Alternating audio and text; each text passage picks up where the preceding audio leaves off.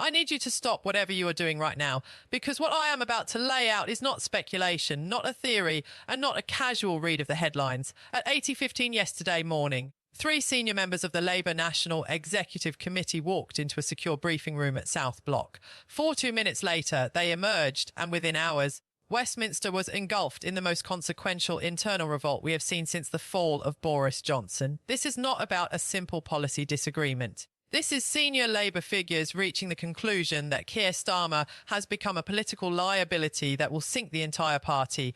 And what triggered this sudden collapse is going to shock you. If you want to know if the government is about to implode, subscribe right now and turn on notifications, because the next 48 hours will decide if the Labour Party stays together or fractures in a way it cannot repair. Here is what the mainstream media is afraid to report, confirmed through 3 separate sources inside the parliamentary party. Early Monday morning, while the Prime Minister was mid-flight to Beijing, a directive was issued from the very top of Downing Street. It was an order to the NEC to terminate the parliamentary ambitions of Andy Burnham, the Mayor of Greater Manchester. The ultimatum was clear: block Burnham from the Gorton and Denton by-election by any means necessary, or face a total withdrawal of party funding for regional projects. But then, at 1100 a.m., the real fire started. Leaked messages from the Prime Minister's inner circle began circulating, allegedly showing Chief of Staff Morgan McSweeney privately saying, "We don't need the North's permission. They fall in line, or they get replaced." That message moved through the party like wildfire, and the reaction wasn't obedience. It was pure, unadulterated fury. By early afternoon, an emergency meeting of the soft left and regional heavyweights was convened. And what they decided in that room is the most significant challenge to Starmer's authority since he took office. To understand why this revolt is so dangerous, you have to understand the mechanism Starmer has used to control Labour for the last 2 years. It hasn't been about vision or inspiration. It has been fear, weaponised through a ruthless disciplinary machine. Every Labour MP knows the examples. Look at what happened to the veteran figures who were purged or sidelined the moment they questioned the leadership's direction. The message was unmistakable. Starmer's team could end a career with a single email. For months, that fear kept the party in a state of forced discipline. MPs watched their colleagues get humiliated and kept their mouths shut, deciding that silence was the price of survival. But Starmer failed to account for one thing. Fear only works until the people you're threatening realise that staying silent is actually more dangerous than speaking out.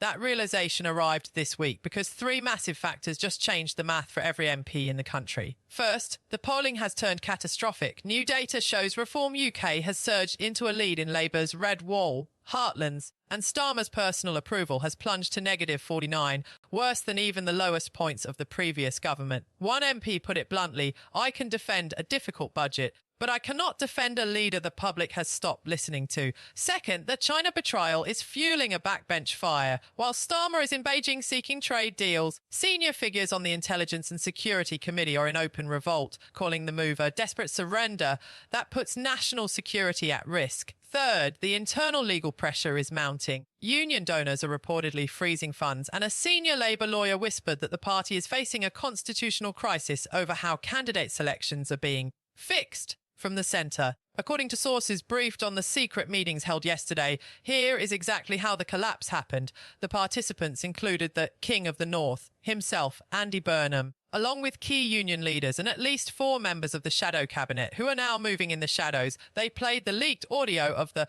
"crush the insurgency" comments twice. The silence in the room was suffocating. One source said it was the moment everyone realised the leadership viewed them as obstacles, not allies. Then the first cabinet heavyweight spoke up, saying they could no longer go on television to defend the indefensible. They warned that if they didn't draw a line now, there would be no party left to lead by the next election. They reached a structural decision, a joint letter demanding an immediate return to local democracy in selections and a evaluation of the leadership's direction. What happened next moved with stunning speed. By 400 p.m, the loyalist front began to crack. Figures like Angela Rayner, usually the party's fiercest defender, remained conspicuously silent. Even more shocking were reports that Wes Streeting, a man seen as Starmer's closest ally, has begun testing the waters with backbenchers for a potential leadership transition. A source close to the situation says the shift is an earthquake. It's no longer just the fringe rebels. It's the people who were golfing and dining with the PM last week who are now backing away.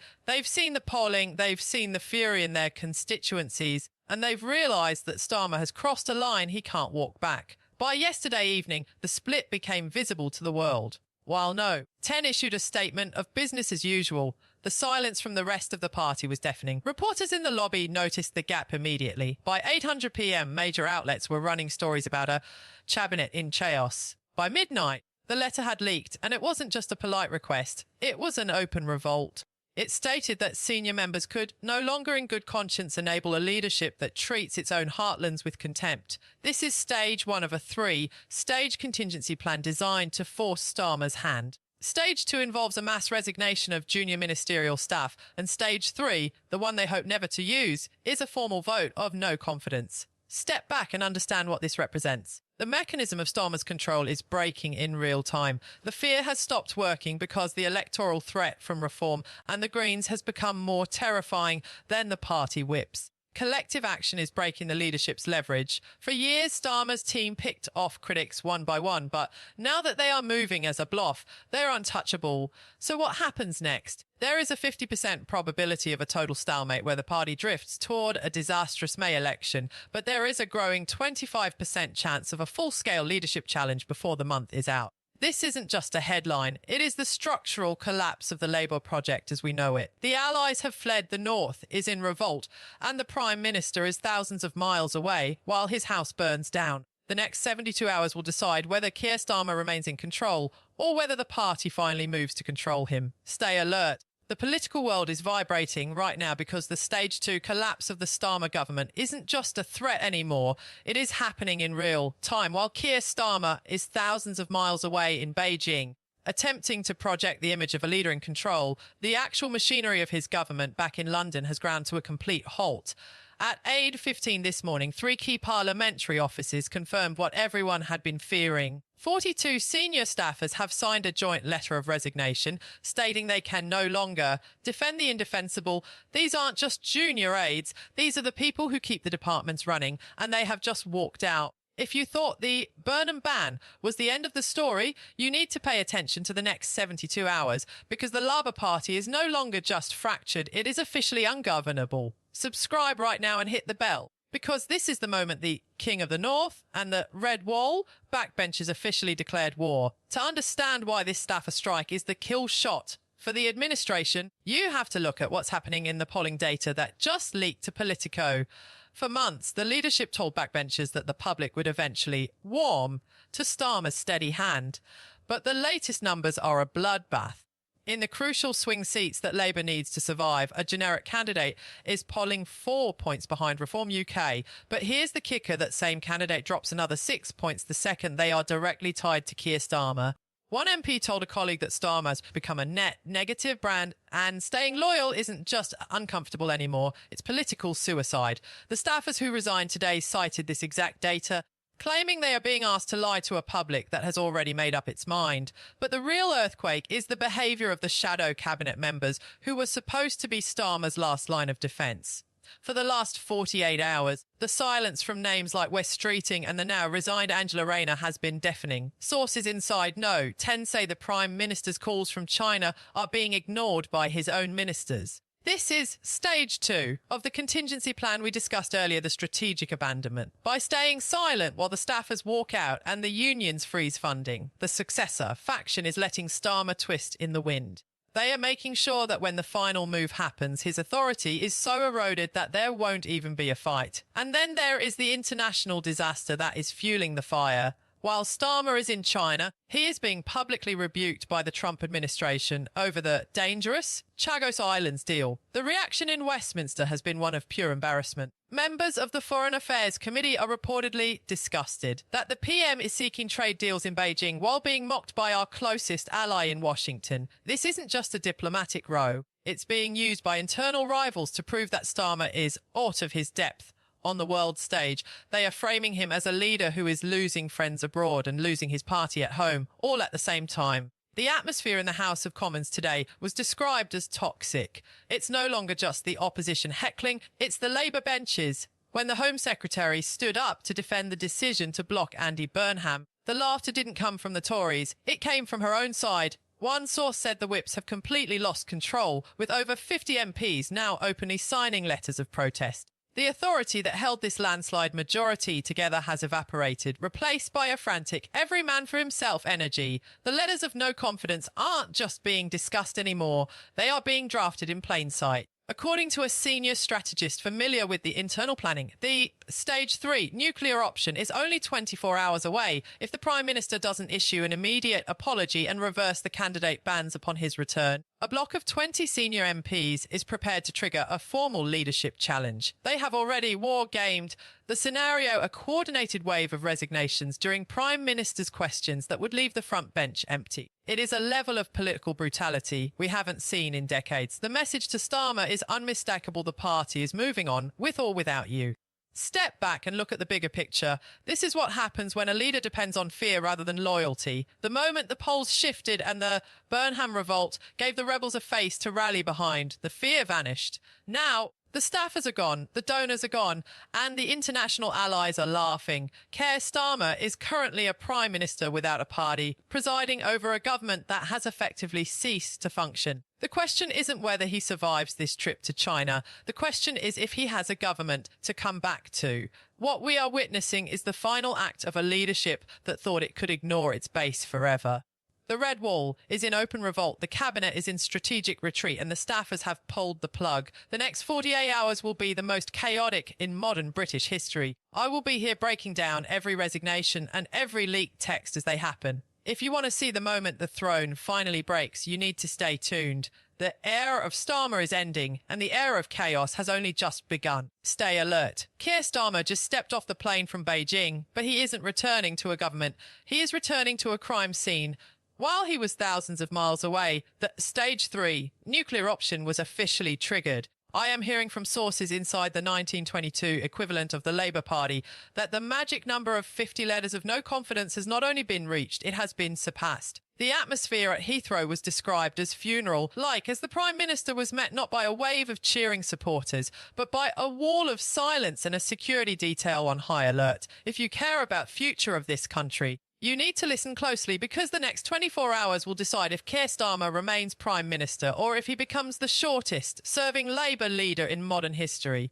Subscribe now and hit the notification bell, because Westminster is currently in the middle of a total structural collapse. The spark is the Gorton and Denton by-election, and the numbers are catastrophic. Leaked internal polling shows Reform UK up 12 points in what should be a safer Labour heartland. This isn't a loss, it's a rejection of the Starmer brand. One senior MP put it bluntly: if Gorton falls, Labour is finished for a generation. The Northern insurgency, furious over the blocking of Andy Burnham, now sees Starmer not as a shield but a liability. Every hour he stays, voters bleed to reform. The shock is inside the shadow cabinet. While Starmer was mid-flight, Wes Streeting and Angela Rayner, long-time rivals, held a secret 3-hour meeting on managed transition. Sources say the plan is a cabinet coronation to avoid a leadership bloodbath that would boost Farage. Translation: his own team is already dividing up the office. Downing Street is worse. Senior civil servants have reportedly begun freezing out the PM's inner circle, with Chief of Staff Morgan McSweeney's clearance under review after leaked texts. When the machinery of government turns, it's done.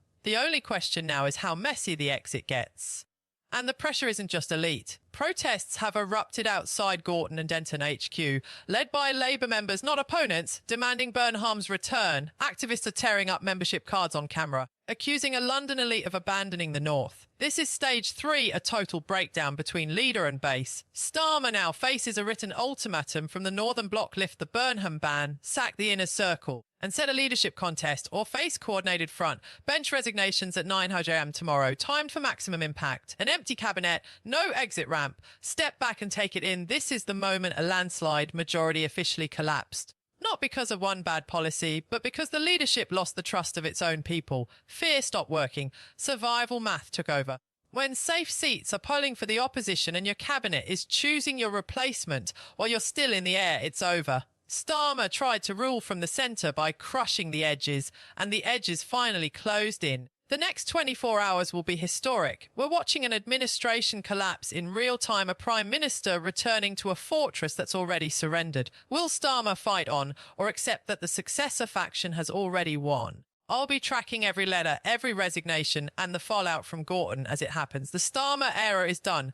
The Unity Cabinet era is about to begin. Stay alert. Listen closely, because the UK just crossed into uncharted political territory. At 9:14 this morning, the Black Door of No tendon just open. It marked the end of the Starmer project.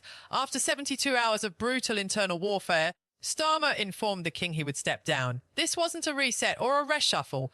It was a surrender by a party that chose decapitation over annihilation by Nigel Farage. If you followed this series, you knew stage 3 was coming, but the speed stunned even Westminster veterans. The trigger wasn't ideology, it was math. Internal polling for the Gorton and Denton by-election, delivered after Starmer landed from China, showed Reform UK crushing Labour by 12 points in a generational stronghold. The message was instant. Starmer had become toxic in Labour's heartlands. Within hours, the streeting Rayner, Unity Pact, went from whispers to an ultimatum. No course correction, just time's up. Sources confirm the meeting was short and brutal. Streeting and Rayner told Starmer that if he didn't resign by noon, 15 front bench resignations would drop simultaneously. 65 MPs had already filed no confidence letters. This wasn't negotiation, it was execution. Leave today with a shred of dignity or be dragged out tomorrow. By 800 AM, removal vans were already being spotted behind Downing Street. But here's what they're not telling you on the news. This resignation has triggered what insiders are calling a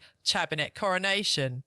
To stop Nigel Farage exploiting a leadership vacuum, party elites have bypassed a member vote and installed a so-called National Unity Cabinet, led by a streeting Rayner ticket, effective immediately. The gamble that a new face can stop the Northern bleed. The problem: the Burnham revolt already proved the base is done, with London's stitch-ups, and this is the biggest one yet. Outside Westminster, the reaction has been electric. Farage has branded this the death rattle of a failing establishment, and Reform UK memberships are reportedly spiking. Labour's bet is massive: swap the leader, keep the policies, hope for mercy. But the Northern insurgency feels vindicated. Burnham supporters are calling it a palace coup by the same figures who blocked him days ago. Inside Westminster, it's pure panic. A landslide majority has collapsed in record time. Letters of no confidence remain live, unions are withholding funds, and calls for a general election are growing. Starmer promised a decade of renewal. He's leaving in under 2 years. With the party in open civil war and public trust shot, this is the end of the beginning. Stage 3 is stage 4. Survival has begun. The coronation may calm markets briefly, but it won't placate voters in places like Gorton and Denton. The next 48 hours will decide the soul of Labour. I'll be tracking every move of the Unity Cabinet and the Reform surge in real time. The king is gone. The kingdom's more divided than ever. Stay sharp.